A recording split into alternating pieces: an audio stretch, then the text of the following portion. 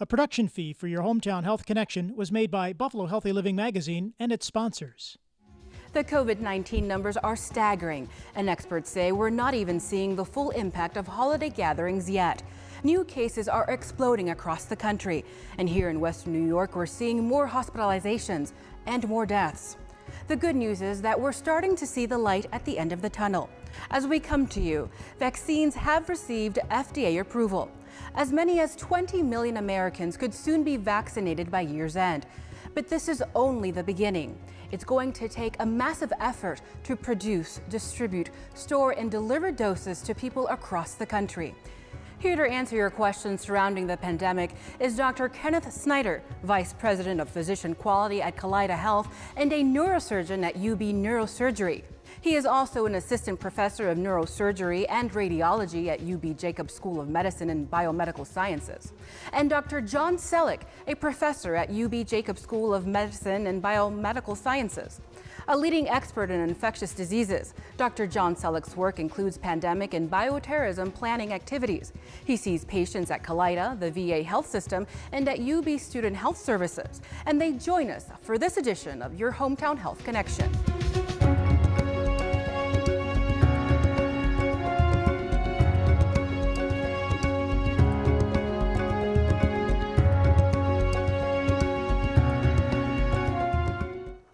I'm Samantha Latshaw. Welcome to your Hometown Health Connection.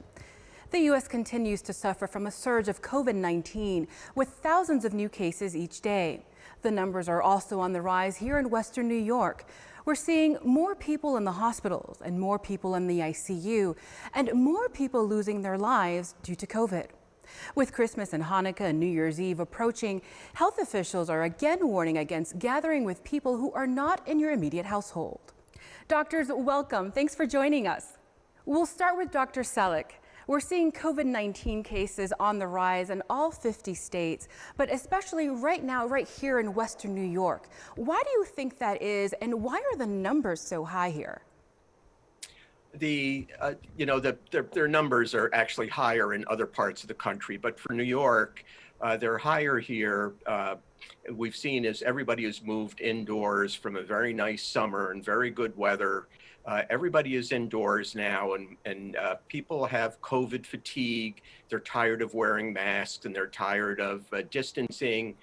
We saw recently that even with all of the pleas to not travel, that travel over the Thanksgiving holiday, more than 3 million people through the TSA, and it was only about 5% lower than last year. So we've had a lot of movement of people and mingling of people who are not staying within their bubbles and resulting in additional spread. What can we do right now to get those numbers down? We have to get back to the basics, and again, we're all absolutely tired of this. I haven't seen my grandkids in months. They're out of state, but we have to maintain the discipline, mask use, distancing, good hand hygiene, not mixing our bubbles, going out with other people. It's very, very difficult. We did Zoom Thanksgiving, and the Christmas dinner that I have for my infection control nurses, we did by Zoom, and that's just the way it's going to have to be for a while. And unless we get back to that kind of discipline, we're going to continue to see this spread. Dr. Snyder, what is the biggest difference between the initial wave of COVID-19 cases that we're seeing from the spring versus what we're seeing right now? Actually, we have a larger wave of positivity now than we did in the first wave. We have learned a great deal about this disease in the 9 months to 1 year, but still have a lot more to learn. Earlier on, we were seeing a little bit of younger population coming in earlier on. That's now leveling back out to a similar age group, but because we understand a little bit more about this disease and are trying to preempt treatments much earlier on in the phases of the disease, the mortality rates are much, much lower. What was happening with the initial wave was our ICUs were filling up with very, very sick patients. What's happening now is our medical surgical floors are filling up with sick patients. So less ICU, but as more and more people come in and require hospitalization, that can start to shift and change. That's currently the status right now, but that doesn't necessarily predict that it will stay this way for the future. Right. We're seeing more people now in the hospitals, and the death toll as well keeps rising. And this is putting a huge burden on our healthcare workers who are risking their own lives and that of their families. Can you tell me, what does that look like in the hospital right now? Dr. Sellick, I'll start and then please comment. But the clinical teams are tired. The clinical teams are strained. People understand their mission, and this is what is meaningful work to us and gets us up every day. I was just mentioning to Dr. Sellick that there's a colleague of ours in town, Dr. Lucan, that heads a residency program for general surgery, and he called all of the neighboring hospitals and said, I'm here on standby with my team if one of your teams need a break. It's gestures like that that keep us going. We are only going to get through this together, lock and step together, and supporting one another together. Absolutely. What else are you doing to keep morale up? It sounds like such a difficult time. Dr. Sellick, go ahead and then I'll comment. Yeah, no, I think Dr. Snyder is correct. It's, we all go into medicine because we, really want to do things to take care of patients and make life better for everyone. In the normal times, we're all very busy, but we have breaks, and we don't have, since the early part of March this year, this has been absolutely nonstop. We had a little bit of a, it dialed down a little bit over the summer, but this has basically been nonstop. And especially early on, and as Dr. Snyder said, we've been fortunate that mortality rates have gone from about 30 or 35% to about 10%. Hopefully will stay that way. But it's still, this has been a 7-day a week operation. And I think especially for the people on the floor, the nurses and the real frontline caregivers, when you're dealing with this intensity of illness and the kind of mortality rates that we were seeing earlier in the year, I don't care how tough you are. This just grinds you right down. And that's the point that we're at now, that, taking care of ourselves has become almost as an important an intervention as taking care of our patients. The spectrum of who's affected really is everyone, from the administrative teams that have been on call 24/7 trying to coordinate care throughout the region or with the state, the nursing teams that are strained, and where we used to be able to pull nurses in potentially from other areas around the country. Right now, every system is seeing the same strain. The respiratory teams, the dietary, anyone that's in and out of the rooms helping care for these COVID patients are strained, because they're not only worried about themselves, they're worried about bringing it home to their families and what might be down the road if they get sick. The healthcare system serves as the test bed for what all other businesses and other places can look to. What I mean by that is we don't shut down. And so when we implement measures of protection, masking, eye protection, and others, we're at half of the community prevalence, yet we're seeing all of these sick patients every single day. That same test bed will be our vaccination programs. We are going to be the testing sites for trialing these, seeing how things roll out. And I think that's a good thing. We need that level of relief. We also implement as many wellness initiatives as we can. We have counselors available 24/7, not just from the state resources, but literally internal resources. And we need to just check on each other. We ask when people check on 2 people each day, not just a pulse check of yourself, but get to 2 others just to ask them that question. Because without the physical contact that we always have, we're still as social distance as we can be at work. It's difficult to not have that connection and that touch. And so whether it's virtual or not, we just constantly propagate that through our system. Doctors, if I can get both of your thoughts on this, what can the average person do to help healthcare providers right now? The community has stepped up in so many incredible ways. Early on, many businesses and just community people were dropping off PPE and things to help us. That level of encouragement is so inspiring for us. Doing their part to help reduce spread in the community is what we need. And Dr. Sellick can probably speak best to that.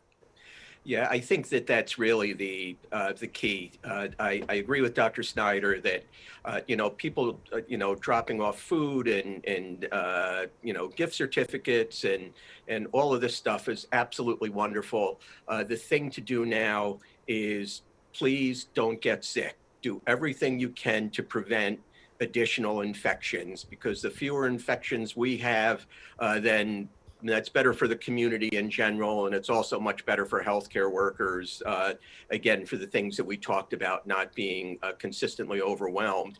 And I think that we really do understand when we see that people have to close their businesses down, or restaurants can't get open. We really do understand. We are very sympathetic to the fact that you're trying to make your living and do your life. But then you have to look at the other side of that, is that these are the situations that propagate the infection, that allow for the spread of the infection. So the more that the community can do to decrease the number of infections, that's the biggest gift that you can give us. Dr. Sellick, can you break down for us how testing works and how reliable is it? Sometimes there's a false sense of security and on some of these tests. Yeah, this is very complicated. In fact, I just did 2 days ago, I did at Citywide Infectious Disease Conference, I reviewed all of the testing because it is very complicated. Without getting into all the gory details of the different types of tests, I think the thing that's most important is that people have to realize this is not like testing for strep throat. So if I test you today and I do the test the right way and I use one of the good PCR tests and it comes back negative, what I can tell you is that the moment that I put that swab into your nose or your throat, that you are negative at that point. That doesn't say what it's going to be in a day or 2 days or 3 days. So one of the questions that I got a lot before Thanksgiving, and I'm now, as of this morning, starting to get it again before Christmas, I want to go visit someone. Can I just get a test and then I know I'm good? Well, you're not good. Again, it just means at that moment that you're negative, but it doesn't say where you are. So again, it gets back to that discipline of not spreading from one person to another. And again, it's miserable. We're going to miss having big Christmas again this year, but this is the way it's going to have to be. These are difficult times for all of us, but help is on the horizon. When we come back, more of your coronavirus questions answered with Dr. Kenneth Snyder, Callida's VP of Physician Quality, and Dr. John Sellick, a Callida leading epidemiologist.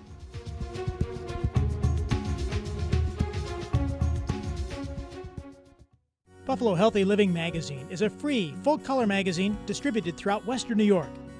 Now, more than ever, as we all want our families and friends to be safe and well, Buffalo Healthy Living magazine is devoted to health, fitness, and nutrition for people of all ages. It's a great read and also has great recipes. Pick up Buffalo Healthy Living magazine all over our hometown or go online anytime at buffalohealthyliving.com.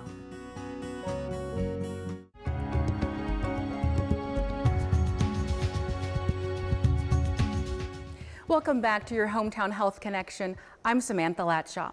With me is Dr. Kenneth Snyder, Callida's VP of Physician Quality, and Dr. John Sellick, a Callida leading epidemiologist. We're answering your questions surrounding the pandemic. Dr. Snyder, the vaccines will start to be distributed in the coming weeks, but we know it will take several months before most of the population is vaccinated. What do you think that would look like here in Western New York, and who will get vaccinated first, and when can we expect this to happen? Sure. The state, in working with the federal government, kind of has a very rigid and strategic plan around this, and will follow those regulations. And in the first tier, what we know of is that healthcare workers in the highest risk areas and nursing home employees and nursing home patients will be getting that vaccine, depending on how much volume we're able to get here in Western New York. were ready and waiting and have been well in the planning phases for implementation of these. Regardless of which vaccine shows up, we have the storage capacity and the ability to track and administer it. We work together as a consortium of hospitals within Erie County with Dr. Gail Burstein to, again, kind of coordinate, discuss, work out the kinks amongst the teams. Again, as I had mentioned, there's a great deal of skepticism around the vaccine. And a lot of it, I think, comes from misinformation, but a lot of it also is we need to meet the community where their questions are. This isn't about just showing them the data to convince them to get it. It's about really understanding the questions that they have around it and addressing those in a meaningful way. And I think as the healthcare workers continue to get this and we learn more about it in time, it will continue to build and instill confidence in the vaccines. Yeah. Dr. Snyder, you actually just teed up my next question. Dr. Sellick, can you talk about the fear people have of the vaccine? 40% of people say they won't get one. What do you think that we have to do to educate these people regarding the safety of the vaccine? I've spent a good chunk of my career trying to get people to get immunized against a variety of diseases, and this is one more step along the way here. As Dr. Snyder mentions, that it really involves a different level of engagement, because I can get up and put together a set of slides and show you the scientific evidence where all of these things, all of these vaccines, all of the things that we try to intervene with work. But convincing someone at that one-to-one level is important, and I think it's going to be critically important for primary care docs and medical societies and everyone to have a consistent message. I always use the example several years ago when we were having one of the measles surges. Was one of the vice presidents from the American Academy of Pediatrics was on network TV, and she didn't go through a whole bunch of details about the science of the vaccine. She says, I'm a mother, I'm a pediatrician, my kids are immunized, my patients are immunized, you need to do the same thing. And I think that's a very strong message, as opposed to me showing you some statistics on how it works. But the vaccines, the information we have, and obviously this has been a much faster time frame than we have ever seen with any vaccine anywhere in the world, let alone just for us in the US, but the efficacy looks good. I just snuck a peek at my iPhone to see if the FDA has said anything yet, and as of a minute ago, they haven't, but I think we're all expecting that by the spring, we're probably going to have several very high quality, very efficacious, very safe vaccines that will help us get back towards normal. Once someone gets vaccinated, do I still have to wear a mask and continue to practice ongoing safety guidelines? Dr. Snyder, I'd love to hear from you, please. Yeah, it's going to take a great deal of time for our entire communities to build up the ability to stop the spread of this virus. So if we think of the virus looking for people that haven't built up their own internal immunity, or maybe more importantly, we could talk about what happens when someone does get infected.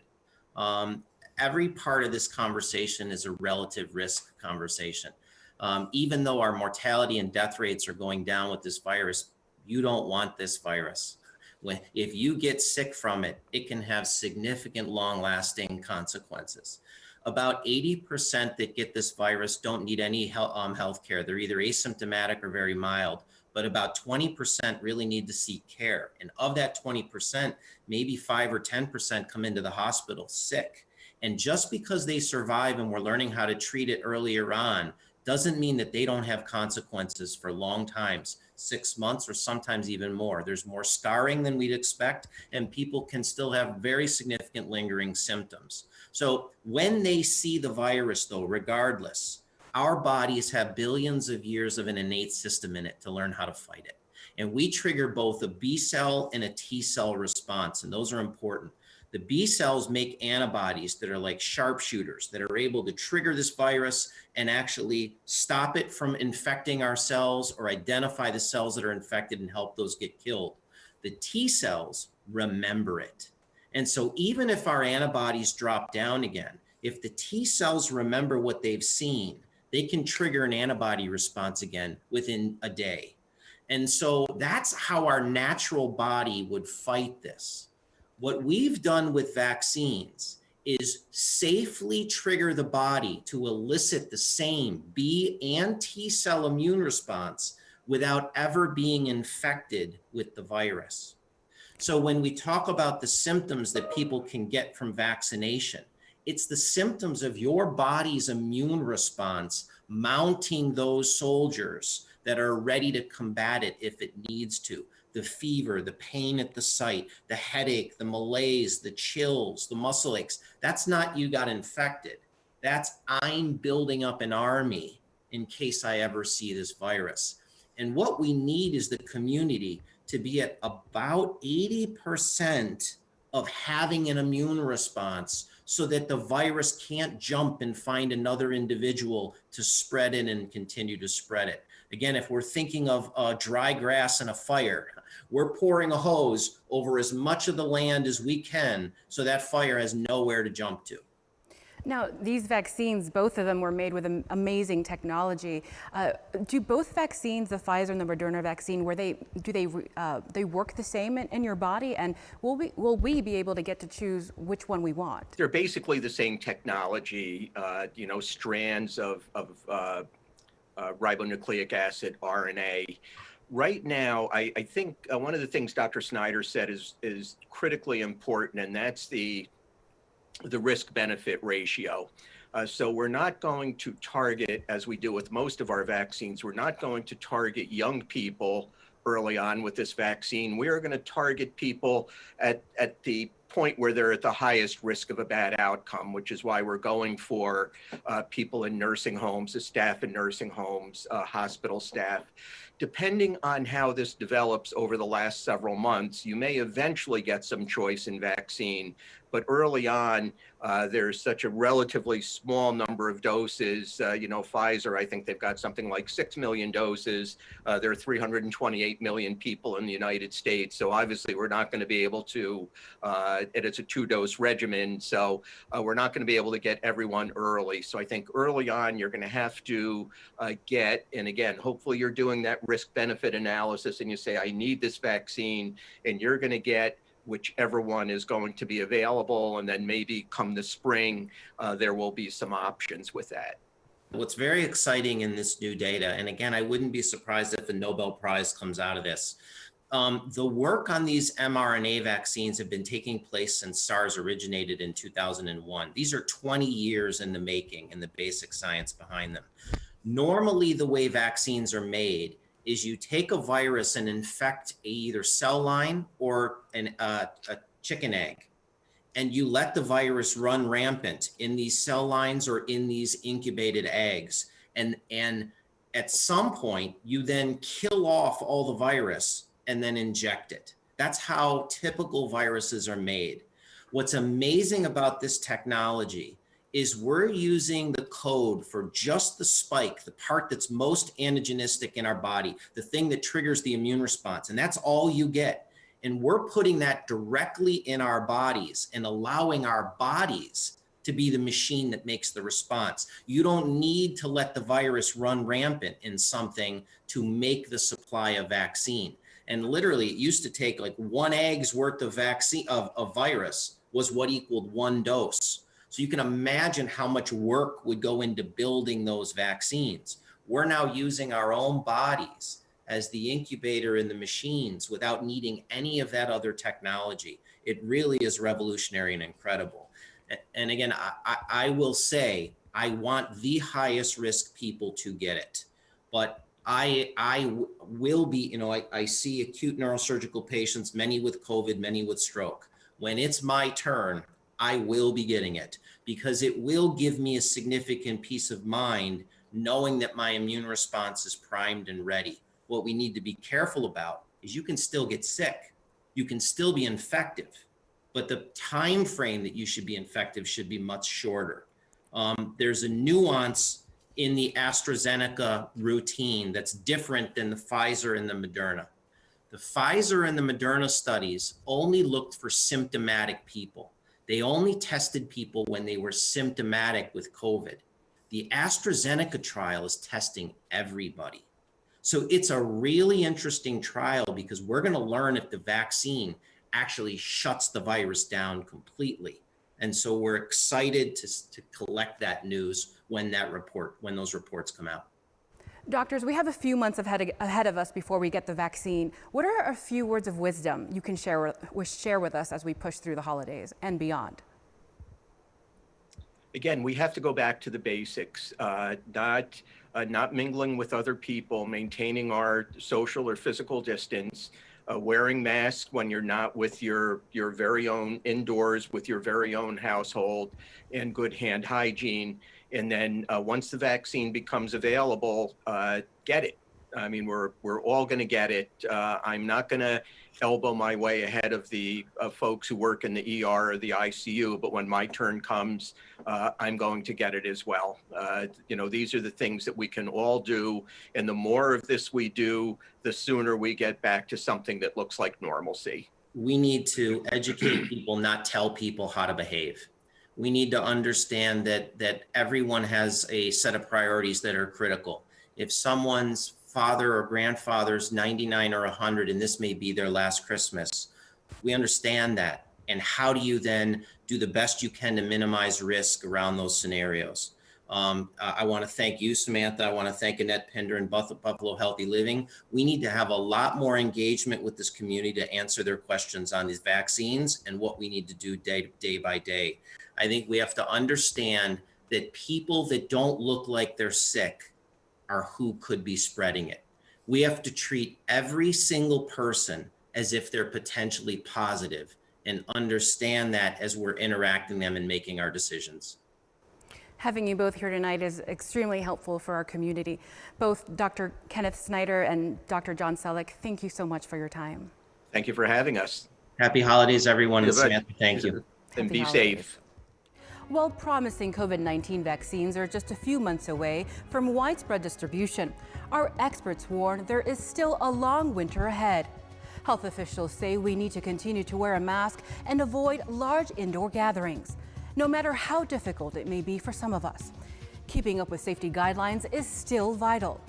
The vaccine is the light at the end of the tunnel, but it will not stop the current surge. Let's dig down and do more. I'm Samantha Latshaw. Thanks for watching. Stay safe and be well.